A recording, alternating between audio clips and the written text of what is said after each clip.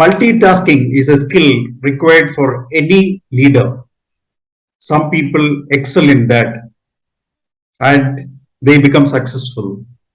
Today, as part of leadership series by Global TV, we have one such leader who finds it very easy to multitasking.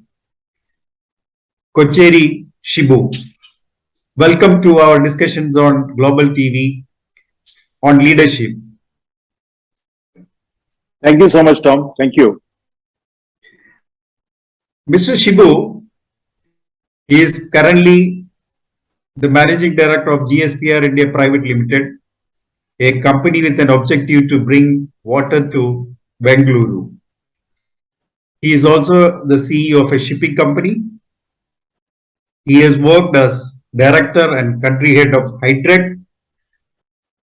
He was the CEO of Pioneer Genco, a hydroelectric power project. He is a commanding officer from the Indian Navy and he is also an author of 2 best-selling novels. Thank you, Shibu, for being with us today. I'm sure your words of wisdom on leadership will enlighten our audience. Thank you so much, Tom. Yes, definitely. I don't know the enlightening part, but definitely we have a lot of things to say. Now, Shibu, as you know, leaders gain leadership sometimes at a very early age. Some people gain it as you grow in your career or in the organizations you work. So what has been your experience? Did you show leadership qualities at an early age or you built it up as you grew in your career? It's a very interesting question because leadership in itself has got so many definitions depending on whom you talk to and what they write about and in what domain they have been in. But, when I joined the National Defense Academy way back in 1978, I mean, that institution is called Cradle for Leadership. So leadership was kind of, drilled into you for about 3 years.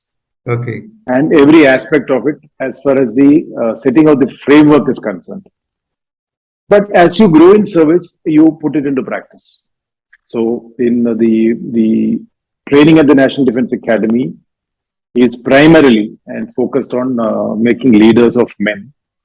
And that's a job requirement of the armed forces. And as you move forward, you put those things into practice. And as a naval officer in the career, at every stage, you're always in charge of some men, in charge of some task, and you're always the leadership role, always. Okay. The challenge, of course, is when you talk, the people look up to you. What I irrespective of the definitions that are there existing in various places, I just go by one simple approach to any leadership issue to say that as a leader, you should have clarity in your mind and you should have confidence in what you do. These 2 things are mandatory. Okay. You should be clear what you're trying to do and you should be confident of doing what you're doing. That's the basics. Okay. And in the military, they say that, there's a very golden saying which says that if you are afraid, don't do it. If you do it, then don't be afraid. Okay. Now, this to the people outside may not make much sense, but it has got a lot of meaning. What you say? Okay. Okay. So, their leadership, as to give an example, like I remember way back in 2002-3 time when the tension between India and Pakistan had mounted and we were almost gone to a second war after Kargil. There was an event called Operation Parakram when the Pakistan had mobilized their armed forces, India had mobilized their armed forces, and it was a very kind of standoff and it could have taken off any time. Okay. So when this event took place, I was on a ship called Rana and then Visakhapatnam, and the ship was just entered the dry dock for what you call a maintenance repair. From there, we are told you have to load ammunition, get ready, and sail from there and join the Western Fleet in a matter of 10 days. Oh. Normally, an event which should have taken place in 3 months. So then, of course, it's unbelievable kind of the efforts where people put in, and you take the ship out in 3 days, and you take up your ammunition, take up stores, take up whatever you're required to do, and then you're sailing from there. In that 6-7 days time, you have to get people to be combat ready. Okay. And then when you reach, of course, then we were in all our the Arabian Sea. We were going off Karachi, coming back, and it went on for about a month before Right. the situation is eased out. Right. So in situations like this, when you come up, that was the military part of it. That when you say people look up to you to say that your warship just it's like uh, just pulled out of the ongoing repair and to prepare, go to Mhm. war, get your systems ready, and then men are doing 12 hours and 12 hours of continuously, Right. so that the war tempo sets in, and of course the people always it's like they say in boxing. For those who are familiar with it, will know that when you waiting just before you enter the ring, when your Yeah. boxing bout has not started, that is Right. far more tense than being in that ring and actually boxing. Because when you're in Mhm. the ring and boxing, you're busy boxing, Right. and when you're sitting outside, it's you're worrying and thinking, and you're So, always thinking about so many things. right. So, can I say that your leadership skills build up during your formative years in the National Defense Academy? That was one of Of course, the. yes, Uh, that is it kind of the grooming ground. Yes, of course. okay. Okay. But I'm sure, as a early childhood, also you would have shown some sort of leadership qualities. You can remember anything like you were put as a monitor in a class, or even when you are see, because generally, people have many people I've come across. They say, "Oh, I was yes, I was in the first standard. I was a class monitor." Then all those things. Is there any childhood memories you have? Of course, of course. I mean, but then I would say that the when I think back about the Loyola school days, it is more about somehow I don't know, the passion had gone into me that you should take up writing. Of course, Ah, those okay. days I used to think about writing in Malayalam. Ah, ah, ah, But ah. once you joined the armed forces and the National Defense Academy, and you shifted over to English and Hindi, oh, Okay. so your Malayalam reading and Malayalam writing kind of froze in time. So that's why I finally ended up writing an English novel and not Malayalam, what I'd originally planned. So even in school days, when especially I'm telling the level of school time, maybe our environment in the hostel and the merit scholars, Yeah. the creative environment, it was very conducive to, let's say, creative art or thinking about writing or that stuff. So So there, you. yes, definitely it was more kind of mind was into more about writing than anything else. So But I as I would say, say that your leadership was in creative world, creative. You thought writing is your forte, so you spend more time around that. yes, that I did. I did a lot of time reading, imagining. I Yes. never thought it will take me 40 years before I may publish my first book, but it was there then. And it stayed with me all through. Absolutely, absolutely. So you can I say that in the armed forces in the Indian Navy, did your leadership style change at any time, or it was been same, or you go by what is your formative style in the naval training programs? It does evolve. Definitely, it evolves over a period of time because it has got two aspects. One is, at the junior levels, it's let's say, it's purely more oriented towards combat preparedness and, let's say, the combat effectiveness and Okay, that aspect. So, wherein you're leading men, and, like they say, battles are fought and won in the minds of people. okay, So, unless you can win a battle in your mind, you can never win it on ground. that is So, interesting. that's a very so a lot of the time people mistake that armed forces for chowkidari. Chowkidari is Mm-hmm. okay. Many people, even many of the unfortunately, even many of those brilliant guys from the civil counterpart who might talk to, they say that you're standing there, like a chowkidar guarding the border. Then I said, you don't need Yeah, armed forces for that. You should have put some security centers. Why do you need armed forces? right, So right, the armed forces goes far, far beyond that. That's why I said, so right. the let's say at any stage, and so it's unbelievable. So to give an example, let's say a new thing like when the telecom technology first came into the country. Right. So then the next question is what the armed forces says is that, so what can change with that, let's say, the telecom technology, and Right. therefore what we need to do. So even before the Mm-hmm. telecom technologies come in, you're reading, writing, and thinking about what could happen. And same thing when the computer took place, the revolution took place. What are the problems? What are the challenges? So you have to be always at the cutting edge of technology. Right. Physically, the country may not have it, but mentally you have to be there. You Right. have to be at par with whatever is happening in the world and right on top. Right. Otherwise, you will get left behind. And there is nothing more terrible than a dated mind. Hmm. So So in this line, it may be also true for any leadership. Any leadership is a battle by itself. So we can say that battles are won in the mind first, of then on the of field. course, Whether it is in yes, business, whether it is in politics, any field of leadership, I think it's true. that is true, very true, Yeah, because we are absolutely facing true. I competition mean, in the corporate world, which is also like a yes, battle only.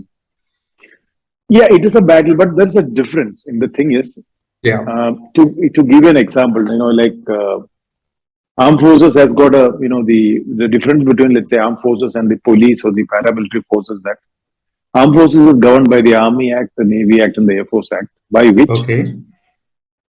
if you show cowardice in the face of enemy, you can be court-martialed and shot dead. Okay. Now, this is the peculiarity of the armed forces, wherein your soldier is more scared about your own general than the enemy's general. Okay, now this is the way. That means the armed forces gives an option. Is that's why they say also yours is Yeah. not a question why, yours is but to do or die. So the option is only one way: you fight Okay. and win. If you otherwise you Okay. die. Okay. So those extremes do not come into such kind of extremes does not come into the other The line, civilian life. which is Okay. all. It is no. I mean, there's no loss of life that you plan. Right. There will be loss of wealth. There will be loss of maybe reputation. There will be loss of so many other things, but it Right. doesn't directly require you to lose your life. So Right. leadership here, to that extent, takes a different turn. To that extent, so it's something like saying, how do I put it? If I were to give a comparison, risk taking of life, physical risk taking of life, is not everybody's cup of tea. Right. So a business leader may be willing to invest, let's say, $100 million, but you ask him to, risk his one finger, he will not do it. You're Forget right. about life. He will You're not do right. it. So, Yeah. so that is so that to that extent. So the military and the corporate part, stands kind of separated. Very But nice. having said that, all the qualities of leadership which are required in the military is also required in the corporate, and what is required in the corporate is also required in the military. Right. And the second thing is, there's a saying: behavior of an individual is a reflection of his value system. Okay. So now, the Indian Armed Forces, there is a value system which is created, which is built up from the day you are in National Defense Academy to your rest of the training establishments, and through your whole life. That Okay. your whole purpose of life is that, to say that anytime then, when you talk standard, when they talk also, they say, Samne 12 baje dushman. So it's always, we are very clear that, it is, you're fighting an enemy, nobody else. Okay. And second is to say that,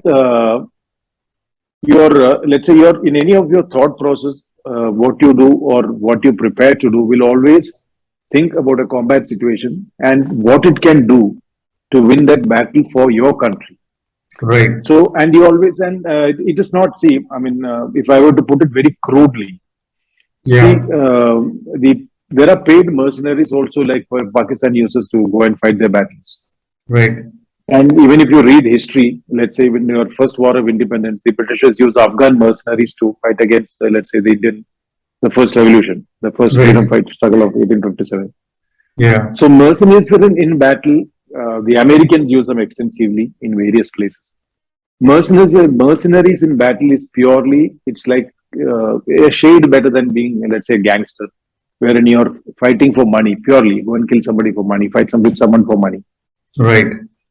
But armed forces, it doesn't work on that. You're working that, you're very clear in your mind that you are doing this for your people and all the people. You don't have Right. any affiliation to anybody, ABCD.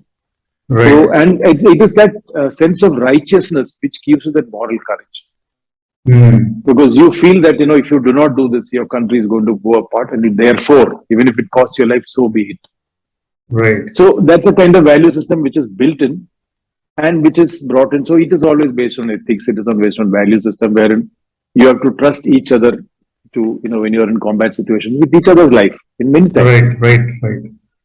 So this kind of value system may not really work in corporate, because in corporates, like the Americans say, that make your wealth first and then bring in the ethics afterwards.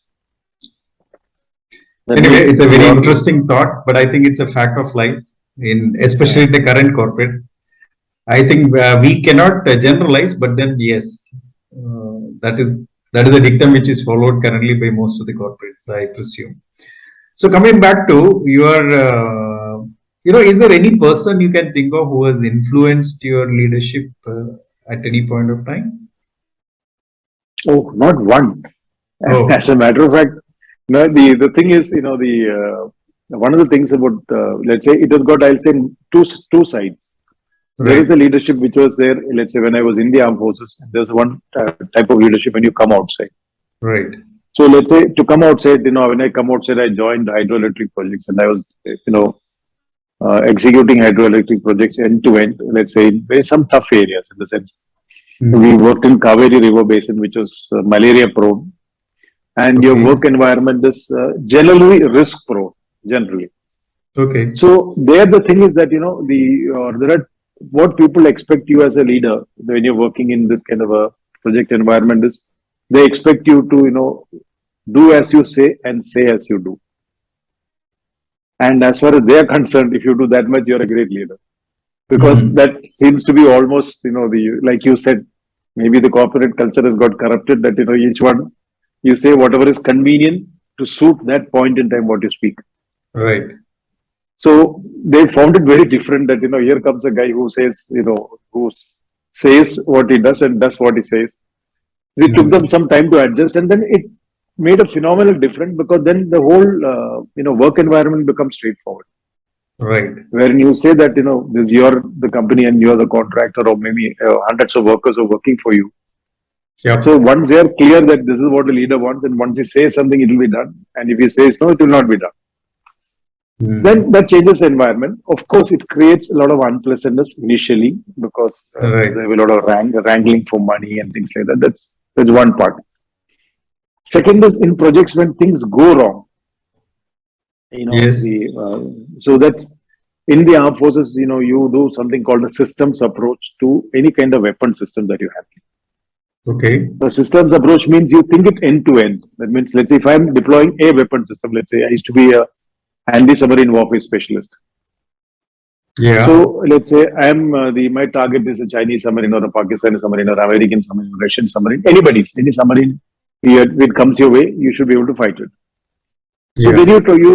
when you talk about your technology that you have, how you want to deploy it, and therefore what is that he could do, and where is a meeting point wherein you feel that you have a chance to win. And there is a Okay. fair amount of risk in that game, because uh, it could be, it's like in boxing there is never that in only one guy wins without getting hit. In boxing it's Yeah. a boxing match, so both sides will get hit. That someone who fights better wins. So Mhm. when it comes to the project life, it takes a little turn in the sense that in the systems thinking, if you go wrong or someone has not applied his mind enough, then Right. then when things go wrong, then people are not able to comprehend, and it can really go wrong drastically. Okay. So to give an example, just there was a project called Sorang hydroelectric project in Himachal Pradesh, a 100 megawatt project. Yeah. So it was being done by one of the Indian promoters, and who at some point wanted some partners, so they uh, entered into partnership with one of those Saudi investment firms who brought in money towards the end of the project. Hmm. And towards the end of the project, then there was a tussle between them, and the owner was not completing the project, so they decided to take over the project themselves. Hmm. So when they took over the project and you started the project, they had some, the water pipeline in this is called a penstock, and they had a penstock burst. Penstock, leak actually, not a burst, leak, wherein the pipe was Okay. cracking and water was leaking. Okay. So then they said, okay, your own promoter and the consultant or the technical consultants employed by the promoter is not good enough. Throw them out. I'll Hmm. get international consultants. Hmm. So he brings in the international consultants, and they do the whole thing again. Oh. And it took them another 1 year, and they tried again. This time there was a full-fledged penstock burst. and all the water came down and washed away 2, 3 villages, 30, 40 people got killed. Oh my God. And of course, no, that project cannot go again. So all the money is wasted. Now, the whole question is that, that the people who are into the hydropower projects will know that what possible mistake they have done. But once is okay. But second time, if you are not able to think through, so a lot of the time, this is where again the leadership the thing comes in the side means when in projects where it can be, this is where the sometimes some of these infrastructure projects, when things go wrong, it can be Right. far more risky than military because it takes lives and number of them. Okay. The project getting killed So, is one side. yeah. So you are saying that as a leader, I think it goes without saying, you walk the talk. That really sells with your team. Of course, it does. It does. Yeah. That Okay. nothing sells better than that. As in the outside when you come, and then of course the military nature helps in the sense that sometimes Absolutely. Absolutely. when I was handling the project in Sikkim, we were doing Yeah. 100 megawatt project. So it had a tunnel which was 7 kilometer long and 7 meter in dia. And when I joined them, they were in a crisis. Okay. The crisis was it's called a squeezing of the hill. That means Mm. the geology of the hill was such that when they had excavated and made a tunnel and it's not supported properly, the hill started squeezing and the tunnel started squeezing. Oh. So in sections, the tunnel had just started from 7 meter, it became 6.9, 6.8, 6.7. It was going on like that. Mm. So that's the stage now. They didn't know what to do and they thought maybe the project is gone. So that's the Right. time they called me in. That's when this Hydrec called me in and I joined them and went there and the first challenge was that the engineers they were too scared to walk in the tunnel and work with the workers. Okay. So then I asked him why. He said, "Sir, tunnel गिर गया तो बीवी बच्चा है क्या करेगा?" so I told him, tunnel cannot just fall like that. How can it fall like that? Your workers are inside. So Yeah. those fellows are. So then they say those fellows are tunnel guys. They know what to do, but I am not. I am not that kind of guy. Yeah. So I called one of the cab. I said, "Okay, yeah, I am walking with you. Let's Let's see go. let's go. What collapses." Mm. So every day I used to walk the tunnel with one of the engineers and go to the workers and find areas. And all that required was someone to understand the risk, stand with them, Yeah. and tell them what to do and how to do and support them. Yes. But there is a risk to you as an individual because if things go wrong, you'll get buried in the bloody tunnel. Yeah. End of the day, So but you have to show it. yeah, of course. I mean, see, that's a leader when you come. That means if you think that it is safe enough for you to go, Yeah. people have no problems in working with you. Absolutely no problem. But if you sit in the Right. armchair and say, guys, do it, and I'll Go. sit here, the answer is no. Mm. I think your So, training in the armed forces would have really helped you in this. oh, yes, yes, yes. I mean, this is what we call chicken feed in our side. But when you come here, the stakes are different because stakes are different in Right. the sense it's all commercial. Nobody Yeah. wants you to risk your life and nobody wants to risk their life. Not meant to be. Right. Right. So nobody wants So, to risk your life for commercial reasons. So that's the reason. so you have actually answered the next question I had. That one of Uh, the most challenging incidents you have faced in your leadership journey. Is there anything more you want to add to this? Yeah, of course. The let's say this is it had both these cases that I had worked on a project in Himachal also which had a tunnel. There, of Okay. course, against my advice, the civil engineers, the designers would not listen to me. Then they went ahead and scheme went wrong. It was just lucky that we didn't have a tunnel burst. Okay. There it was only that that the people didn't listen to my advice, so they lost about 14 crores. So we had to redo the whole thing in tunnel and line and pipe again. But there he got it right by Okay. spending some more money, but there were no loss of life. But Mm-hmm. even there, the same thing is many of the times, like I keep telling. That's why I said when I started saying leadership is all about having clarity of thought and confidence. Right. If you have clarity of thought, not in details, you don't need to be an engineer, but your first principle should be clear. Right. Any project life, any work outside, in your first principles, if you are clear in your mind, then your things fall into place because any amount of waffling in technical details will not help. The first principles are not correctly addressed. Right. So actually your value systems drives your leadership. That's what you are saying. Absolutely, yes. Okay. Because, like you said, if you cannot walk the talk and if you cannot do as you say and see as you do, oh, then life becomes difficult. You cannot be one man in one situation and change up, be a different man in different situation. Right. Then you are what you call, then you are the traditional. There are so many words for such people, but okay, it's not called for. Nice.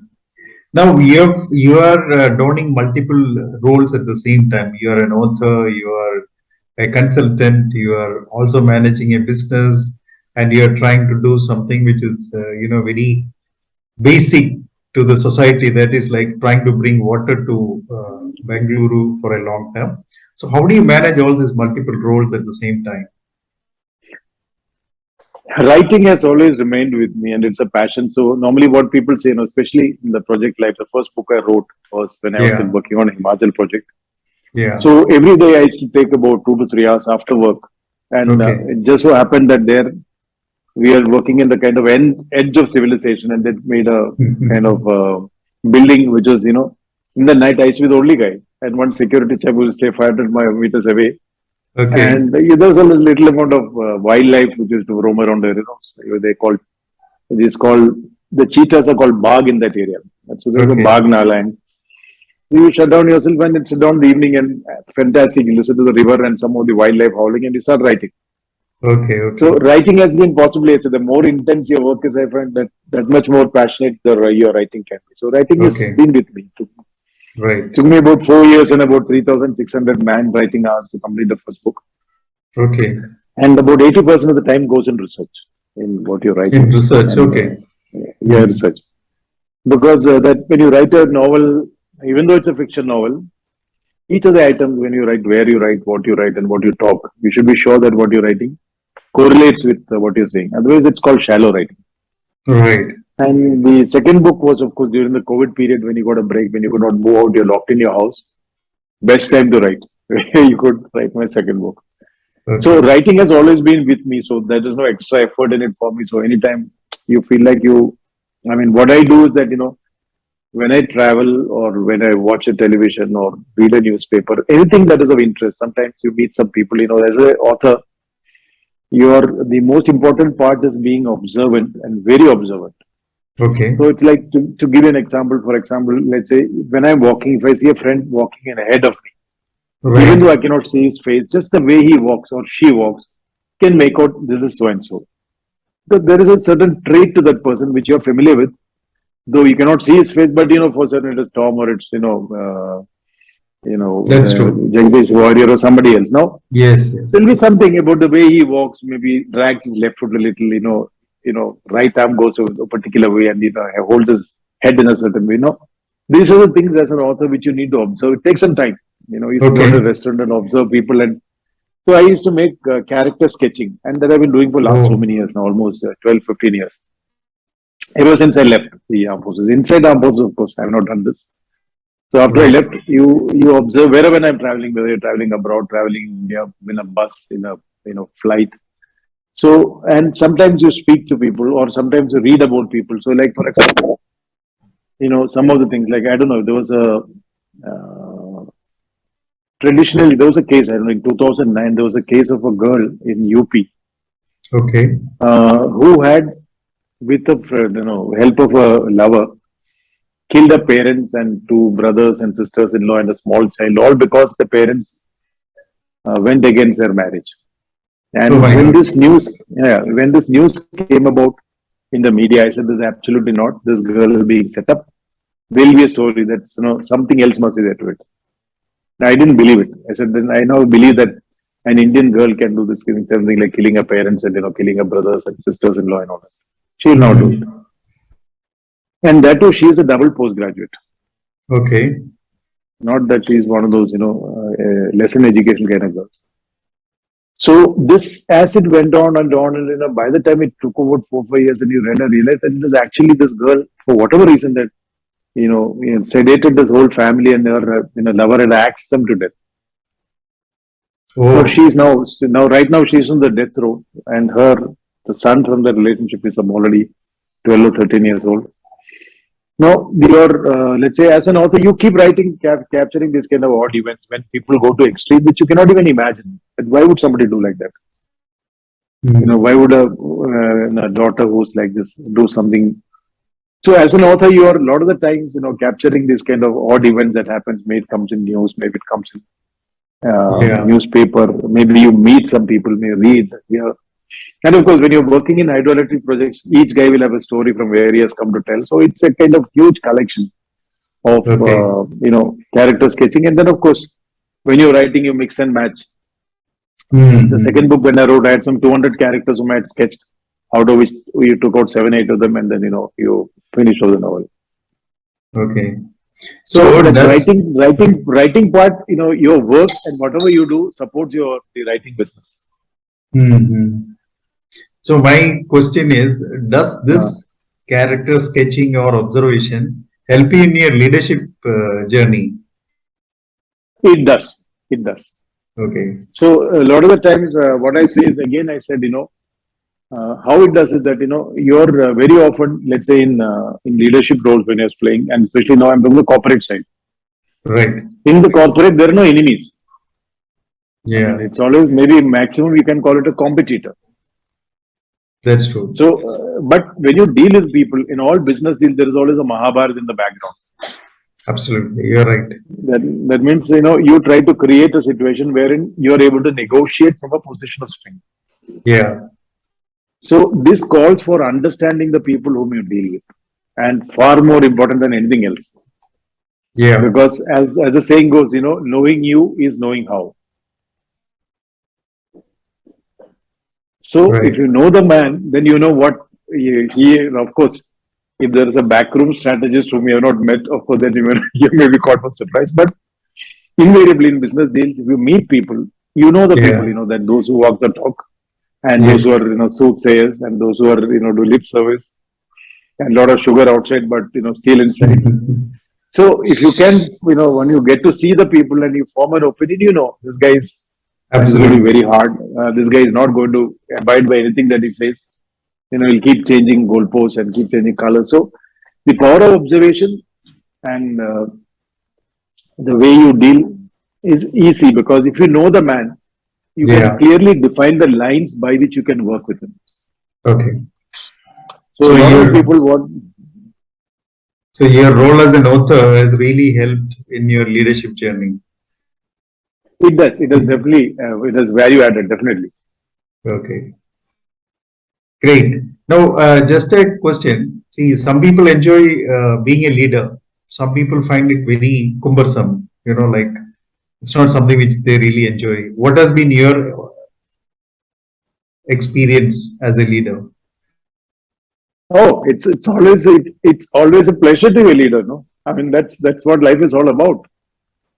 That's but Anyway, I repeat myself again. So anything that you take up, yeah, see, like it is like telling the prime minister of the country need not have billions of dollars in his pocket, nor does he have to have any technical expertise to on any subject. All it requires is leadership right, to listen to people, and you must have the judgment and to whom to listen to and what to listen to.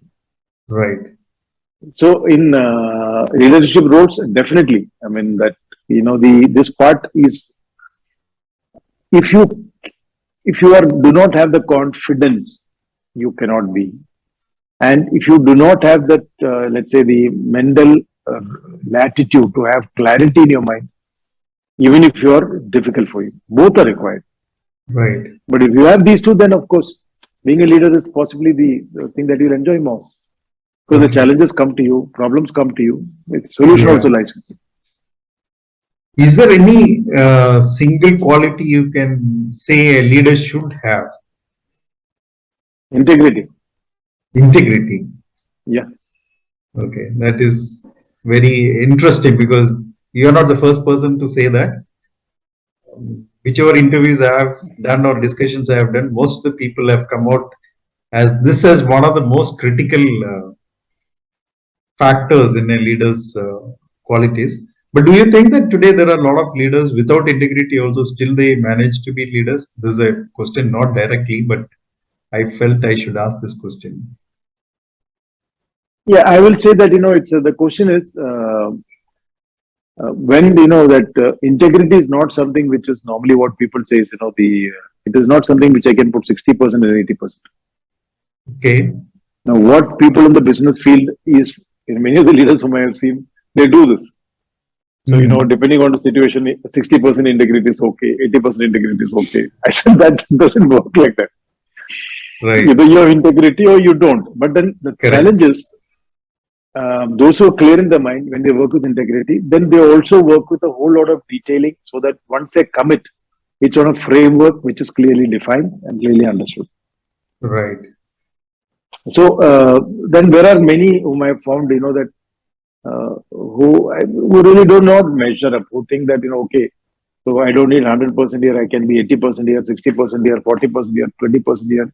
So their way of saying is that if I am dealing with, let's say, their logic is something else. Right. Their logic, what they say is, if somebody is a man who's known for his integrity, you also deal him with that 100% integrity. Right. But if someone is a crook and you know that fellow is a crook, why should I deal him with 100% integrity? It doesn't work. Right. So the challenge is there is some truth in what they're saying, because finally it is easier if you match. That means you play on same levels. Either he comes to your level or you go to his level. Right. So then the other side is for people who understood integrity correctly. Even when you're dealing with a crook, there is a way of defining parameters that limits the crook's ability to go beyond a point, and within which you define within the defined terms, you can be 100%. There's no challenge, but it requires clarity. It requires clarity of thinking to achieve that. Right. Otherwise, many of the people, take a reputation. This guy has a reputation of being this. So when you're dealing with him, this is okay. Right. So they put a scale of index and say integrity is. If you're dealing with Tatas, it's 100%. If you're reading somebody else, this much. With this fellow, 0. But okay, I am not in favor of that. They have their reasoning when you speak to them. Yeah. They say that you match with the other guys. If a guy is 100% integrity, also 100%. I have no problem. Right. So it's like saying, just put it in very simple terms. What you commit, what you deliver is, I will say in simple terms, what integrity is all about. Especially in the business. Yeah. Yes, that's correct. Right. So one last question, Shibu, is if you have to give two advices to the youngsters who are aspiring leaders, what would that be? I said, do as you say and say as you do, and you lead your life. That's the beginning, I'll say. Because this, forget about that means in your normal life, do as you say and say as you do. Right. That will give an idea of tempering your mind to know what it takes to be a leader. Okay. So if you practice this in your normal life, forget about even before you're employed, as a student, right. as a family member, as whichever the first job that you go to. Okay. It will require a lot of effort to do this and work. If you can temper your mind, you can handle it, then yes, that will be the best grooming you can do to become a leader. Right. I think it has been interesting discussions we had at different aspects of your leadership journey as an author, as a business leader, and also in the Navy. So thank you so much for your time. I'm sure the listeners would definitely benefit from these discussions what we had today. Thank you so much, Shibu. Thank you so much, Tom. Thank you so much. Always a pleasure.